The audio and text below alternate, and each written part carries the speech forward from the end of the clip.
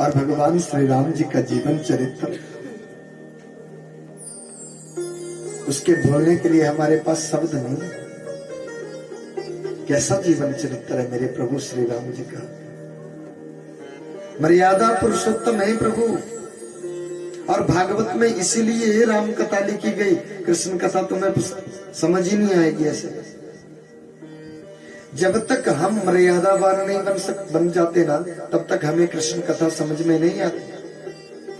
ये बहुत टेढ़ी खीर है, ये 3 जगह से टेढ़े खड़े हैं, ये बहुत टेढ़े हैं हमारा।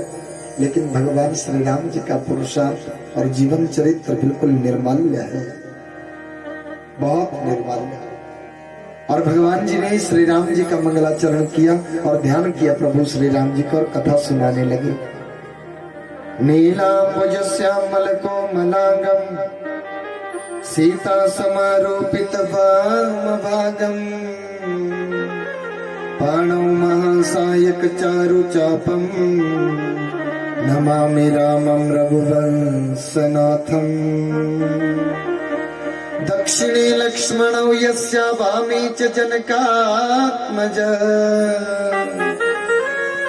पुरतो मारुतिर्यस्य तं वन्दे रघुनंदनम। बोलिए मर्यादा पुरुषोत्तम श्री रामचंद्र भगवान की जय। अयोध्या नाम की पुरी जहां के राजा दशरथ हैं, उनकी 3 रानियां हैं, कौशल्या, कैकेयी और सुमित्रा। तीनों रानियों के लिए अलग अलग से महल की व्यवस्था हो।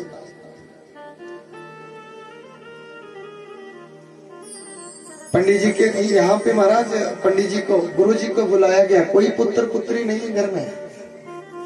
राजा दशरथ के यहाँ सब भरा है, सब पड़ा है, लेकिन पुत्र पुत्री कोई नहीं,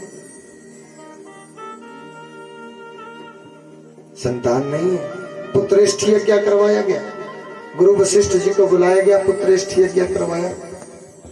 और पुत्रेष्ठ यज्ञ करवाना, उसमें क्या क्षीर की आहुति दी गई महाराज, खीर की आहुति। रामायण को पढ़ करके नहीं, गा करके सुनाया जाता है। राम कथा में छंदबद्ध, दोहाबद्ध, सोरठाबद्ध, ये और अपनी ताल में, अपने किसी भी राग में गा लो तुम रामायण।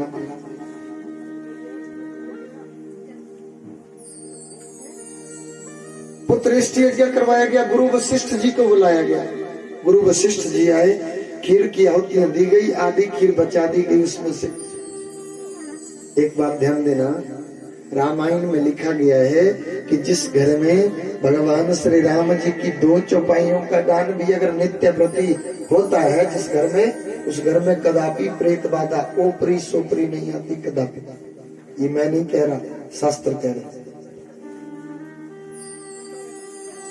कभी ओपरी सोपरी नहीं आती अगर 2 चौपाइयों का गान तुम चलते फिरते उठते बैठते सोते गाते जागते जब मर्जी जैसे मर्जी कर लो। चौपाई आपको याद हो ही गई होंगी, हम सुबह शाम रोज ही गाते हैं। ज्यादा ना सही 2 ही चौपाई गाई जाए, लेकिन अपने घर मंदिर में गाई जाए। मंगल भवन अमंगल हारी, सभी बोलो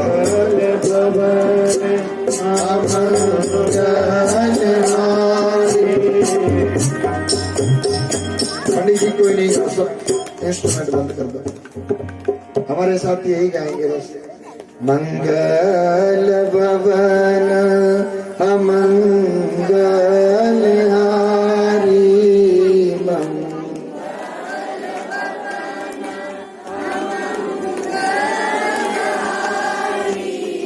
द्रवहु सुदशरथ अजीर बिहारी। द्रव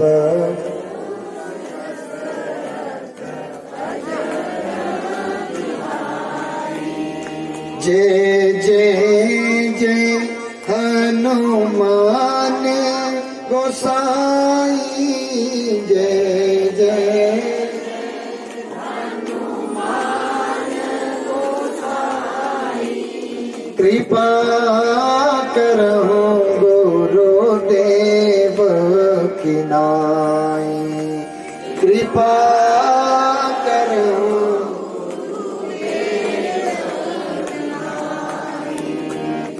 मंगल भवन अमंगल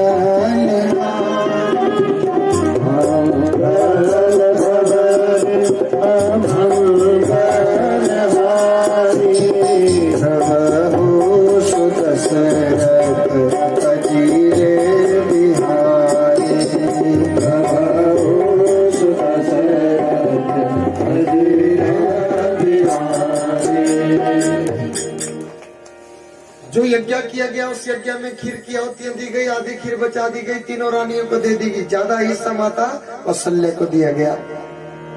अरे दे भाग्य कौशल्या ही देना, अरे दे भाग्य कौशल्या ही देना, अभय भाग्य आधे कर देना, अभय भाग्य आधे कर देना। जो आधा भाग था वो कौशल्या को दे दिया गया और आधा जो था दोनों रानियों को दे दिया गया। और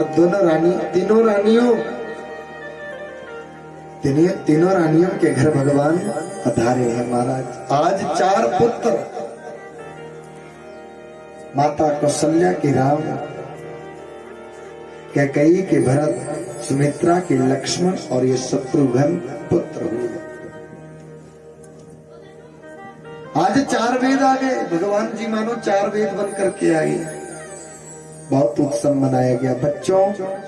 बच्चों के प्रकटोत्सव पे, भगवान जी के प्रकटोत्सव पे 6 महीने तक उत्सव ही मनाए।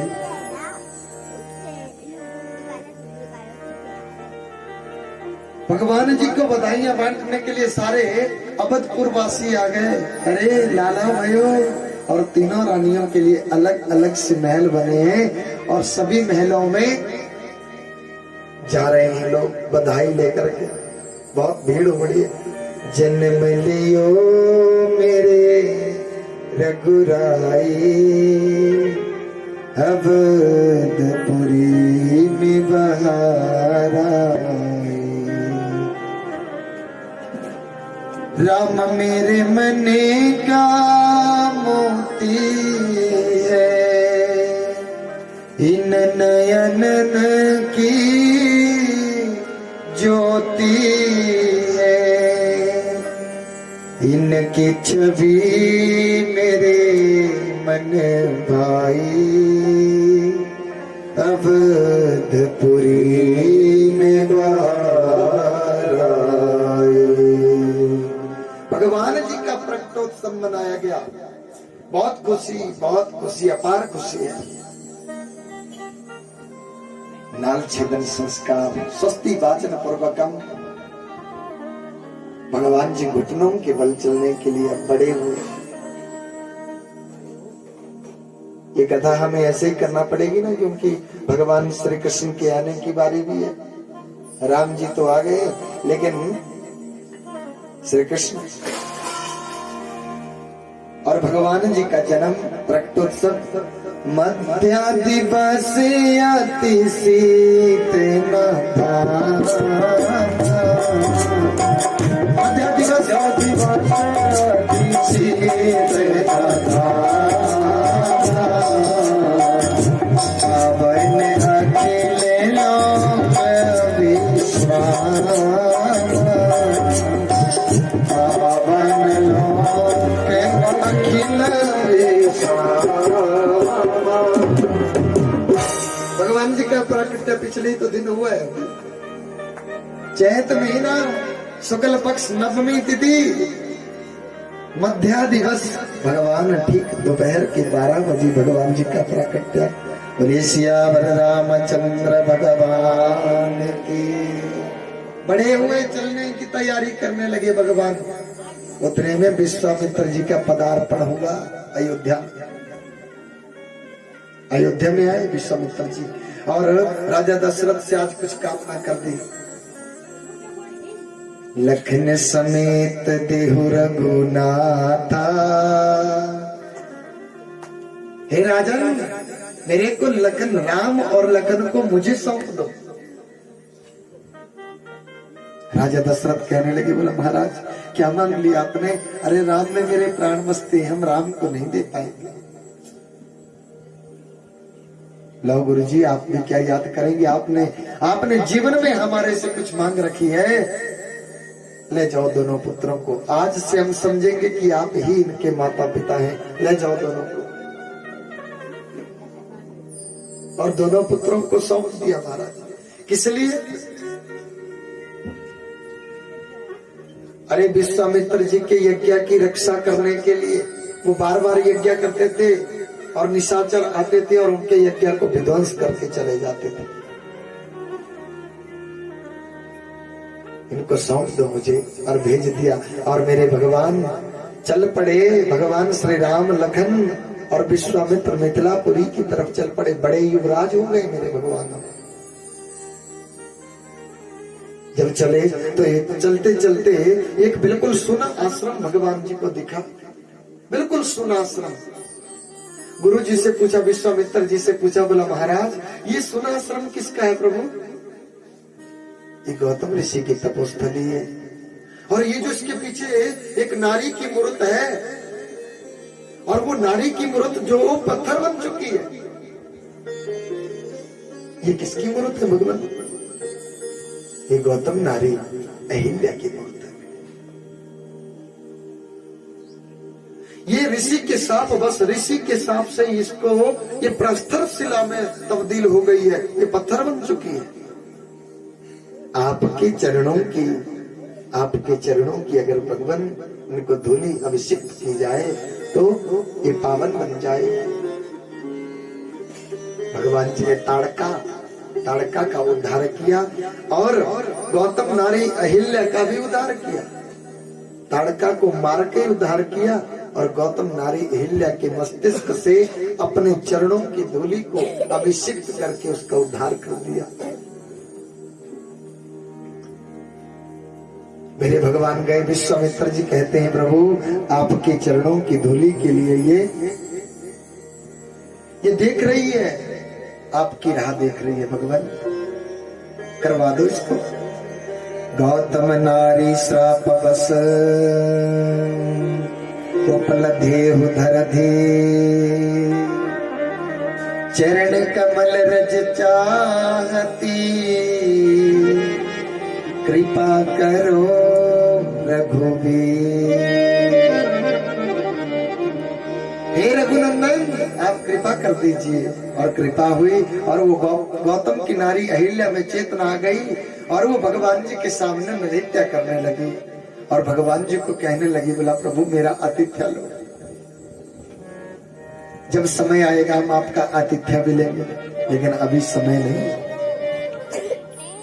चले जा रहे हैं मेरे भगवान और जाकर के मिथिलापुरी में पहुंचे। मिथिलापुरी की शोभा को निहारते मेरे भगवान श्री राम और पुष्प वाटिका में प्रवेश हो गए भगवान।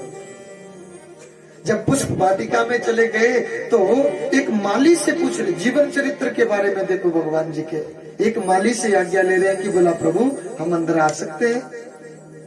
दुनिया के रचयिता, दुनिया के करुणाधार एक माली से पूछ करके अंदर जा रहे हैं। और भगवान श्री राम जैसे ही पुष्प वाटिका में पहुंचे तो सर्वप्रथम सीधी नजर जाकर के माता सीता से, माता सीता ने भगवान श्री राम जी को देखा और भगवान श्री राम जी ने माता सीता को, ये चार आंखें आपस में मानो ऐसे टकरा गई, ऐसे लड़ गई कि वो अपना दिल दे चुके भगवान। आज दिन तक कहीं भी प्रमाण नहीं मिलता कि भगवान जी कभी किसी नारी की तरफ देख करके उनसे बात करी।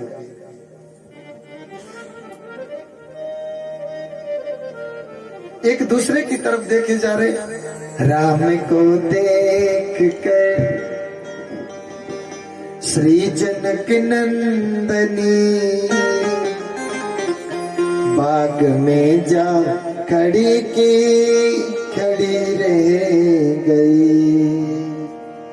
राम देखे सिया माँ सिया राम को, चार अखियां लड़ी की लड़ी रह गई।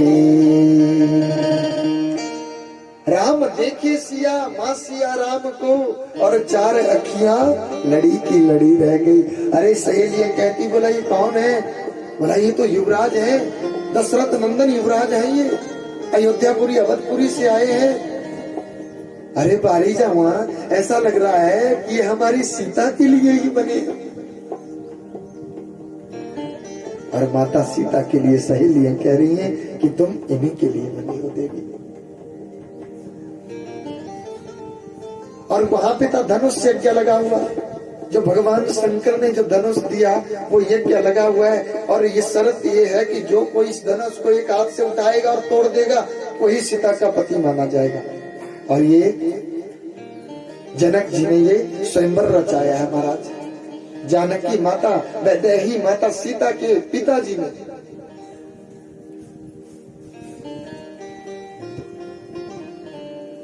इतने इतने बड़े बड़े इतने मोटे मोटे आदमी वहां पे आए हैं और अपनी अपनी मूंछों को ताव दे करके आए हैं कि क्या पता हमारा सट्टा लग जाए, और खूब सारा मालिश करके आए हैं, खूब सारा तेल चुपड़ कर आए हैं कि भाई हम उठाएंगे उसको और तोड़ देंगे। और सीता के पति, अरे बहुत ऊंचे घराने से हमारी शादी, हमारा रिश्ता जुड़ जाएगा। लेकिन सब गए, एक हाथ के बदले दोनों हाथ भी उठाए, लेकिन वो नहीं उठे। जब भगवान शंकर के द्वारा जो दिया गया धनुष, सबने अपनी आजमाइश कर ली। लेकिन जनक जी को ऐसा लगा, अरे ऐसा ही सब चला रहा तो मेरी पुत्री तो कवारी रह जाएगी। और उन्होंने ऐलान कर दिया बीच सभा में, बोला यहाँ इस सभा में कोई वीर नहीं है, किसी माँ ने वीर को जन्म नहीं दिया। और ये गुस्सा आ गया लखन भैया। लखन जी को बहुत गुस्सा आया और बोलने लगा, बोला अरे महाराज लगाम दो अपनी जीवा को, क्या बात कर रहे हैं आप?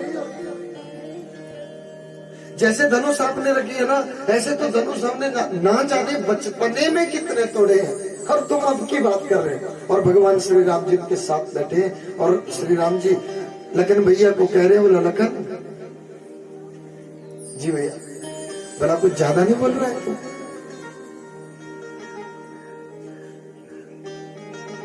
लखन चुपचाप भेगी वेली बन करके बैठे।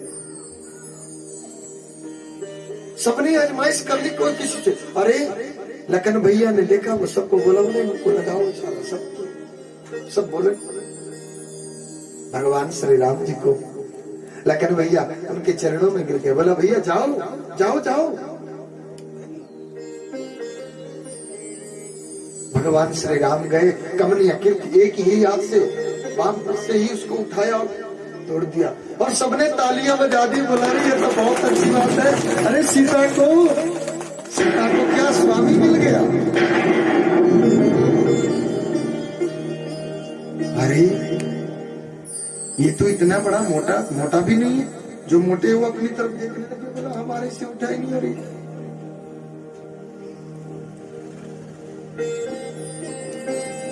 भगवती माता सीता ने भगवान श्री राम जी को गले में माला डालनी है, तो भगवान श्री राम जी बहुत ऊंचे लंबे कद के, माता सीता कैसे भाई उनके यहाँ तक पहुंचे, तभी तो गले में हार जाएगा।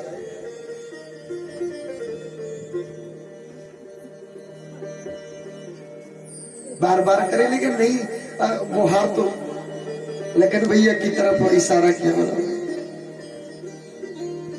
लखन भैया एकदम से गए, भगवान जी के चरणों पर पकड़ लिया और वो अरे भगवान श्री राम कहने लगे, बोला लखन क्या हुआ, तुम क्यों इतने अधीर होकर के मेरे भाई क्या हुआ तेरे को? अरे जैसे ही लखन को उठाने के लिए भगवान झुके और माता रानी ने एकदम से भगवान श्री राम जी के गले में वरमाला डाल दी। बोलिए सियावर रामचंद्र भगवान की।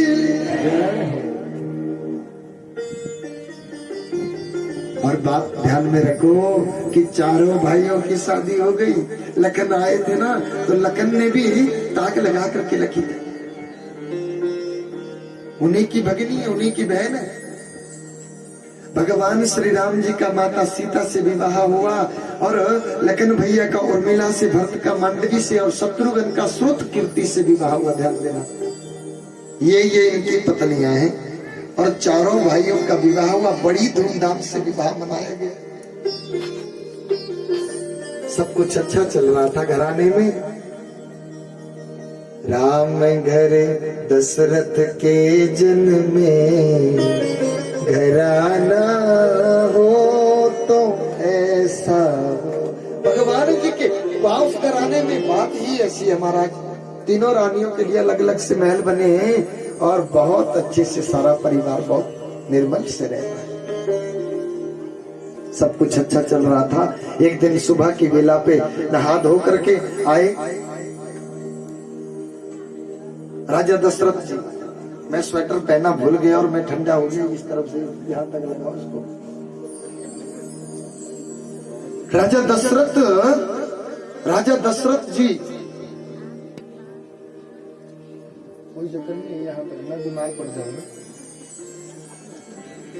राजा दशरथ सुबह की बेला पे नहाने यहीं तक लगाओ। नहा करके निकले बाहर, अपने केसों को संवार रहे थे कि क्या हुआ। यहाँ पे देखते हैं कि यहाँ कनपटी के बाल जो हैं वो श्वेत होने को आए हैं। अरे मैं तो मेरी तो बुढ़ापे की बेला चल पड़ी। अब तो मुझे अपना सारा कारोबार किसके ऊपर सौंप देना चाहिए? बच्चों के ऊपर सौंप देना चाहिए। और शास्त्र और हमारी रामायण कहती है कि समय रहते माता पिता को सब ये देख लेना चाहिए कि ये बालकों के ऊपर अपना सारा कारोबार छोड़ देना चाहिए कि ये कुछ करेंगे कि नहीं करेंगे, इनसे कुछ होगा कि नहीं होगा। अगर तुम ही अपनी पूंजी और जिंदा ताले लेकर के फिरोगे ना,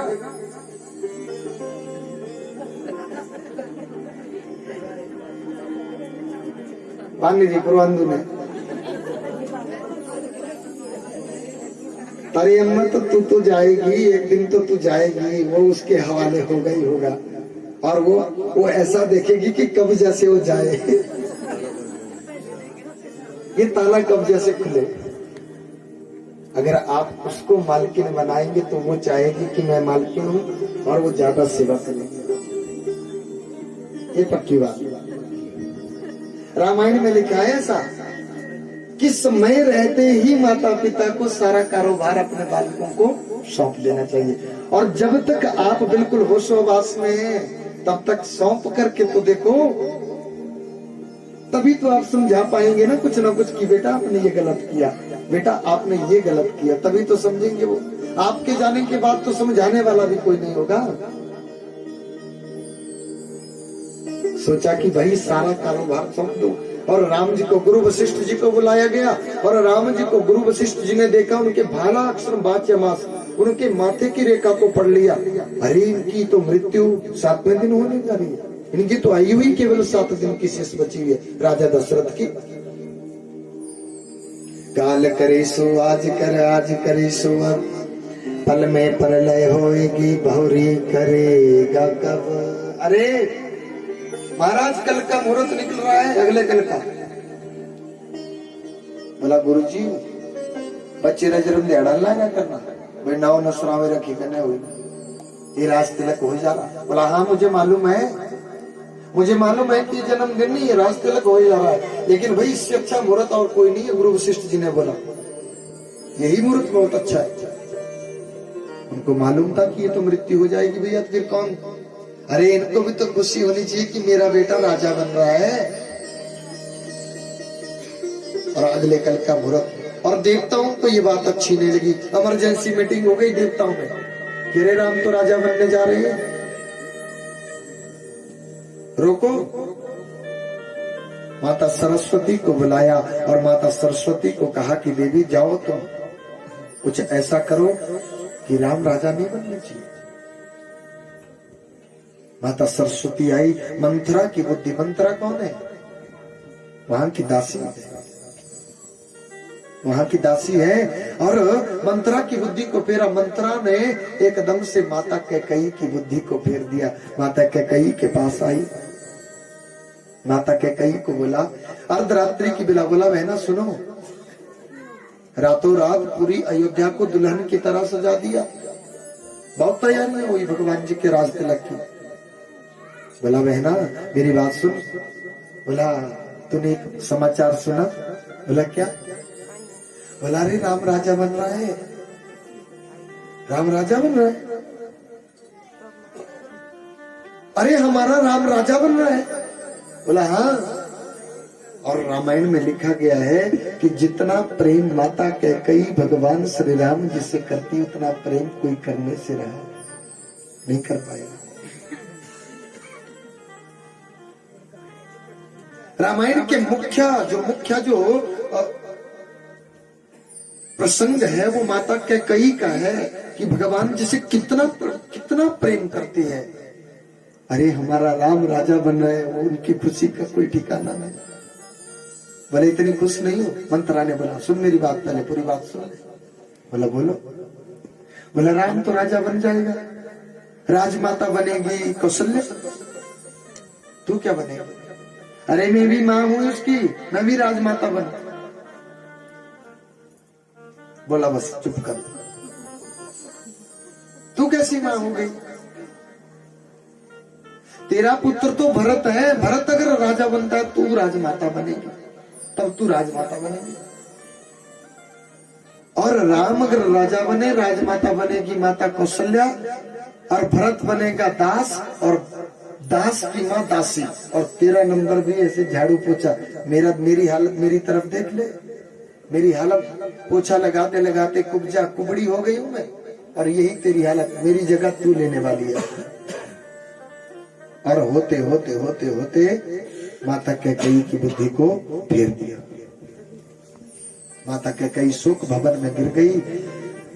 राजा दशरथ सबसे ज्यादा प्रेम, अतिशय प्रेम करते हैं माता कैकेयी से। माता कैकेयी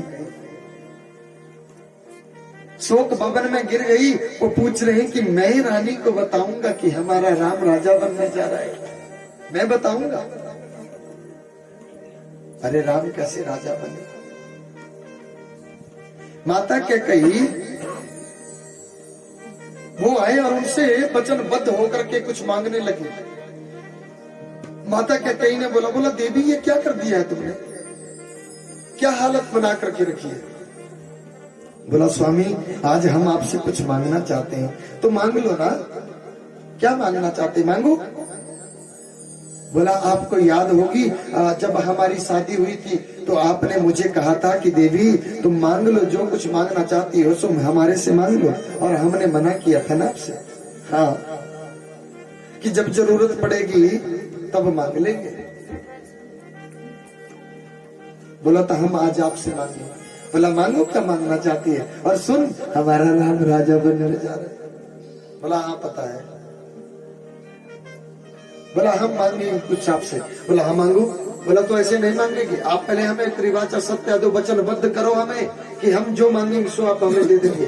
बोला देवी अब हमारा समय जीवन व्यतीत होने को आया, अब कैसा वचन क्या देंगे? अरे जो तुम मांगोगी सो दे देंगे। हम बोल दिए ना ऐसे नहीं हम लेंगे। हम अपने ज्येष्ठ पुत्र राम की सौगंध खा करके कहते हैं देवी कि जो तुम मांगोगी सो हम दे देंगे, बस। हाँ अब हम मांगते हैं आपसे। और रानी कैकेयी जो है राजा दशरथ से क्या मांगने लगी? सुनहु प्राण प्रिया भावत जी का। रानी कैकेयी मांग रही है, स्वामी सुनो।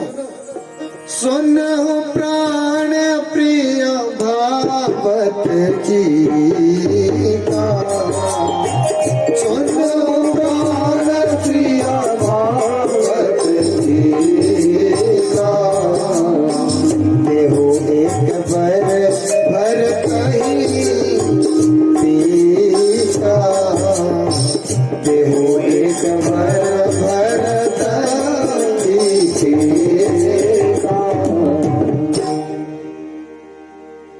पहले वर के बदले में भरत का राज तिलक मांग रहे हैं आपसे। देहु एक वर भरत ही टीका, भरत को राज तिलक होना चाहिए।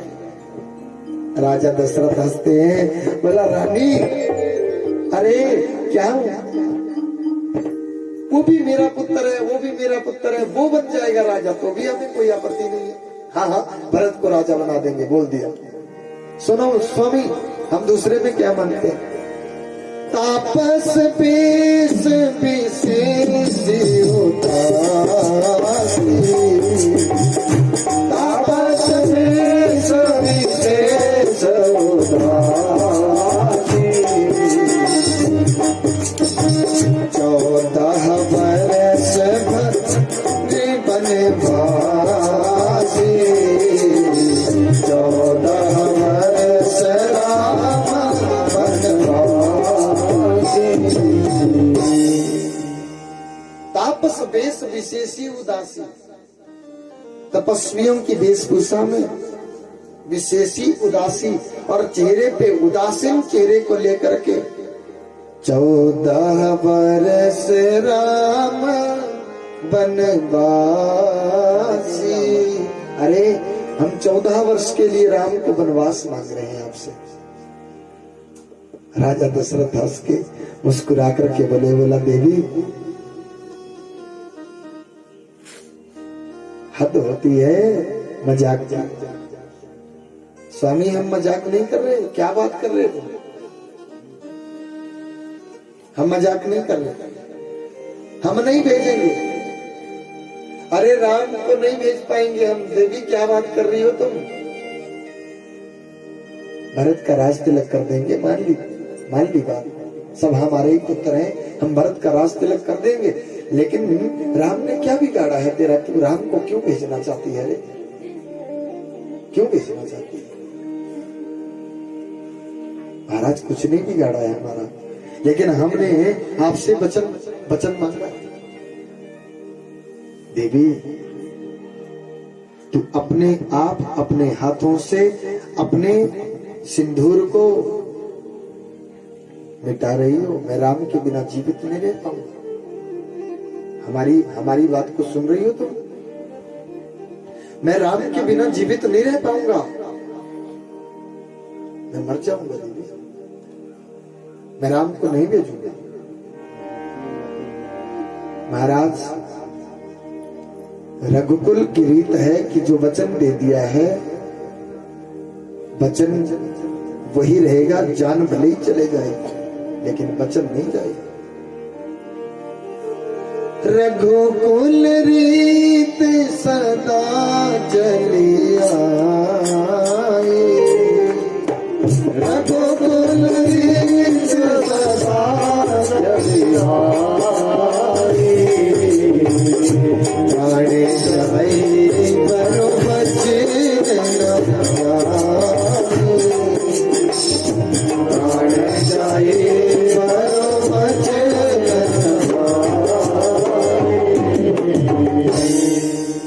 रघुकुलियों की रीत है महाराज कि प्राण चले जाएंगे पर वचन नहीं जाएगा।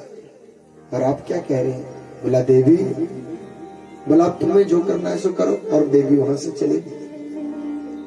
रामायण में लिखा गया है कि जैसे किसी पेड़ को काटा जाता है और पेड़ नीचे गिरता है, वैसे राजा दशरथ की दयनीय दशा है और वैसे वो गिर गए। पेड़ की भांति कटे, पेड़ की भांति गिर गए। और उनसे कुछ बोला नहीं जा रहा है, बस एक शब्द पुकारा जा रहा है, राम। अरे राम राम राम, बस इशारा कर रहे और राम राम बोले। सब लोग बाहर बैठे हैं, राजमहल के बाहर बैठे हैं सब लोग। सबके हाथ में क्या है? सबके हाथ में बधाई लेकर के आए हैं लोग कि हम आज हमारे राम राजा बनने जा रहे हैं। सब बधाई। अरे सुमंत बैठे उनके बीच में, सुमंत ने कहा बोला कोई तो बोलो, अरे कोई अंदर नहीं जा रहा है, कोई बाहर नहीं आ रहा है, बात क्या है?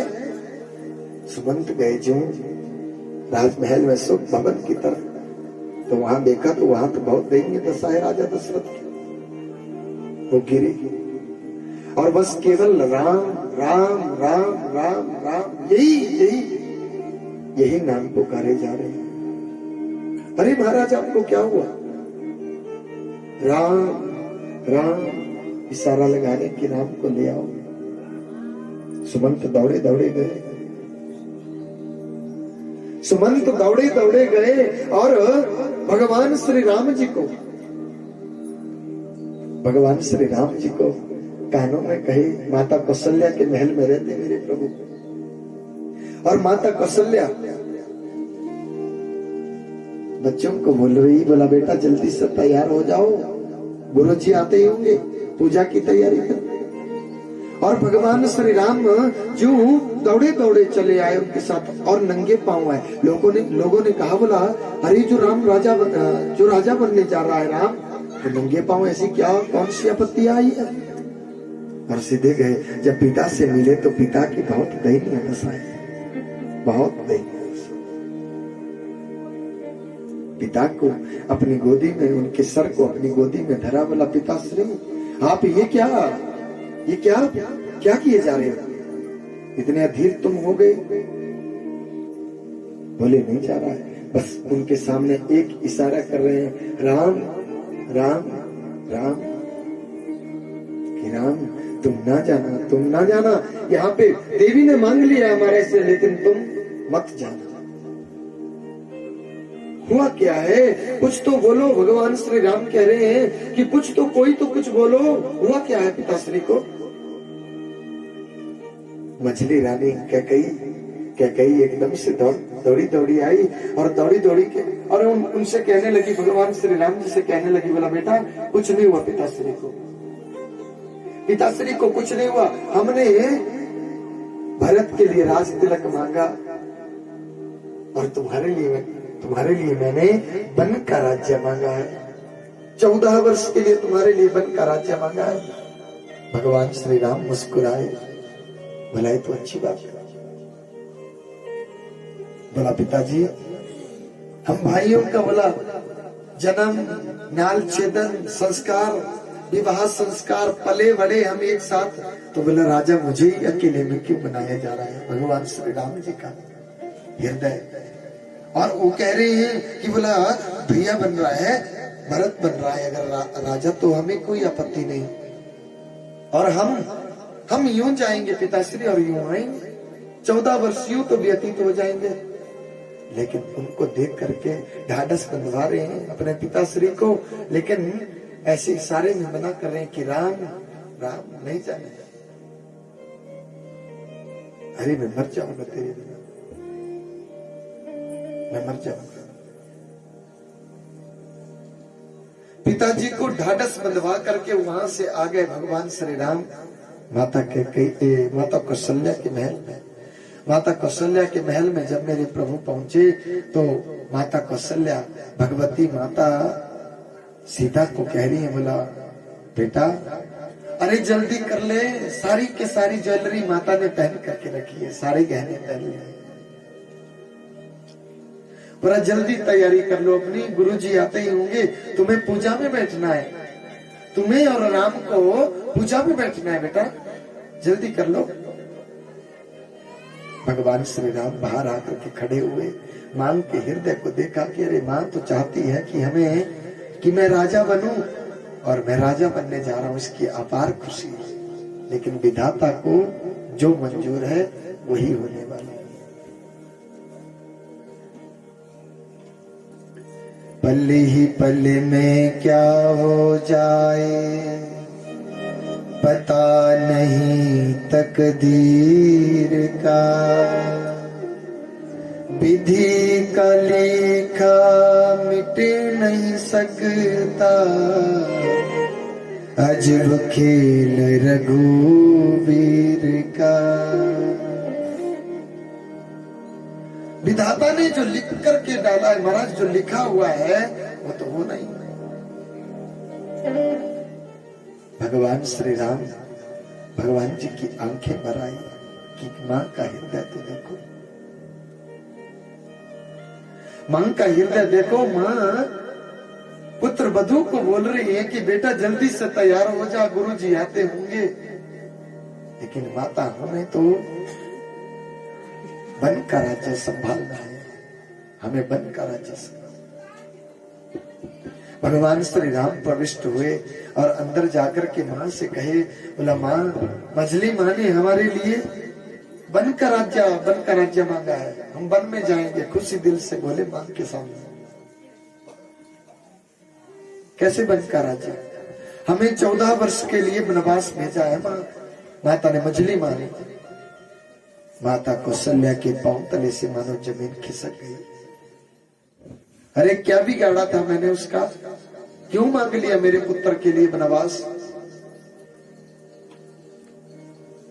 अरे भरत को राजा बना देते, मेरा पुत्र क्यों चुभे जा रहा है तेरे को?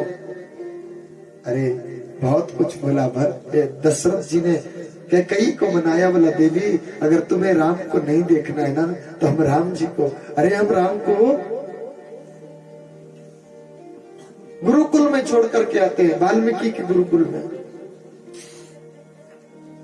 स्वामी का वाल्मीकि के गुरुकुल में छोड़ करके आते हैं, तुम राम को क्यों नहीं चाहती? आज दिन तक तो तुम बहुत प्रेम करती थी देवी। बोला ना, राम को वनवास ही भेजना है। माता से कहे भगवान श्री राम, बोला माते हम चलते हैं, हमें चलना है। और साथ में क्या मांगा है कि बिल्कुल खाली हाथ जाना है और बिल्कुल चेहरे पे उदासी लिए, उदासी बना चेहरा।